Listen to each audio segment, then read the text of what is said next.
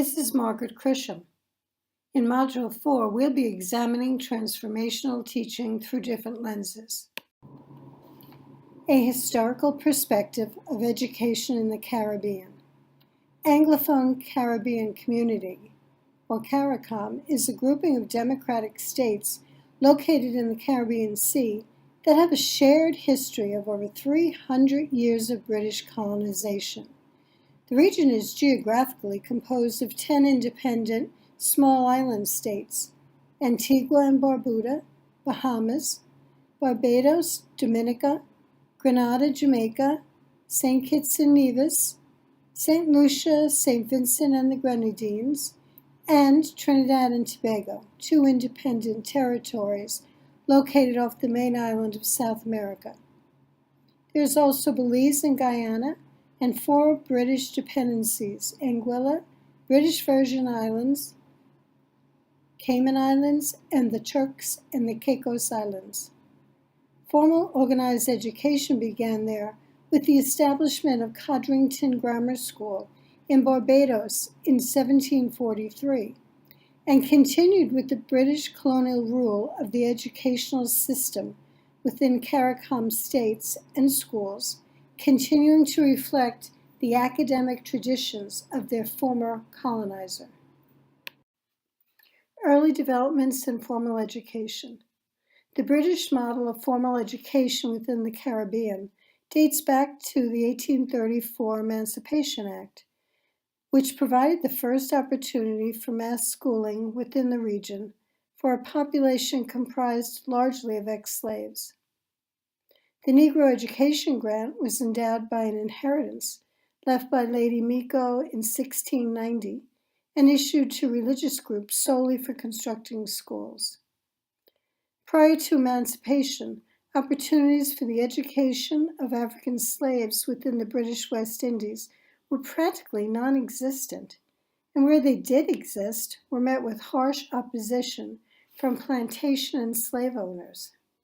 In an attempt to improve the educational quality within the West Indies, in 1867, the Commissioners of Education implemented regulations which mandated that individuals must obtain a professional certificate of competency in order to be appointed as a school teacher. The demand for classical, secondary, and higher education during and after the mid-1800s was bolstered by economic decline due to weakened sugar revenues, the growth of the middle class, and the increased availability of lower-level white-collar jobs to non-whites. Education played an integral role in regional development. Historically, education served the region as a catalyst for productive endeavors that support the creation, acquisition, and dissemination of the knowledge and skills necessary to stimulate and drive Caribbean economies. At the higher levels, education within the region served to prepare graduates for taking on leadership roles in government, industry and commerce, research, strategic planning, and problem solving. The British academic traditions are still an integral part of the education systems within the English-speaking Caribbean. Hunt contended that the British academic traditions had resulted in the creation of a higher education system in the West Indies that was highly competitive, selective, and largely unresponsive to the needs of the area. There is a strong belief among CARICOM states that education, and particularly higher education, provides the capacity to move beyond cognitive and intellectual development by utilizing the teaching and learning environment and the academic experience to enhance the autonomy, maturity, and character of the individual in a holistic manner. CARICOM's ongoing imperative to expand educational access at all levels is a proactive response to anticipated demand for local leaders, professionals, and technocrats in the newly emerging nation states and semi-autonomous dependencies. Disorienting dilemmas that transform perspectives and relationships.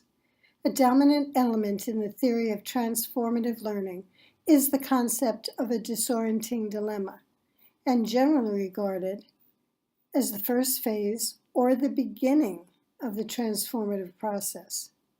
Mesereau uses the term dilemma, linking it to dramatic situations that can occur in adult life with a life crisis, which can be resolved through the critical analysis of our assumptions. For example, the death of a mate, a divorce, a breadwinner becoming incapacitated.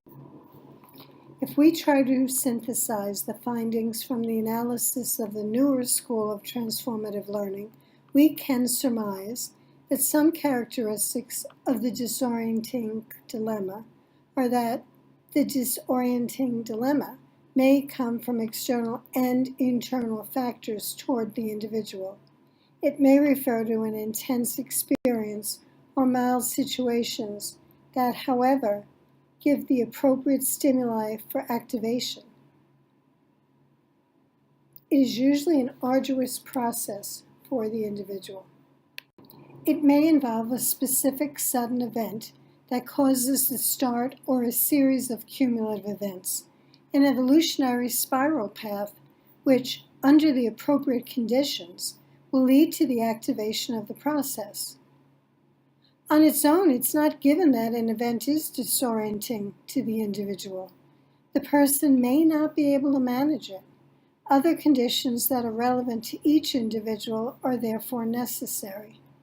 It has a great deal to do with managing the emotions of the person and with their self-image, who they are. The dilemma can come not only from unpredictable factors, but also challenges as it is used in educational context. Transformative learning dynamics for the educator. Oral, verbal, or deliberation is the collaborative process of discussing contested issues by considering various perspectives in order to form opinions and guide judgment. There is discussion, which can help students to gain interest in the material, correct misconceptions, and analyze information critically. Speech can be a powerful tool to use for purposes such as motivation, influence, persuasion, informing, translation, or simply ethos. Case studies present authentic, concrete teaching problems for students to analyze.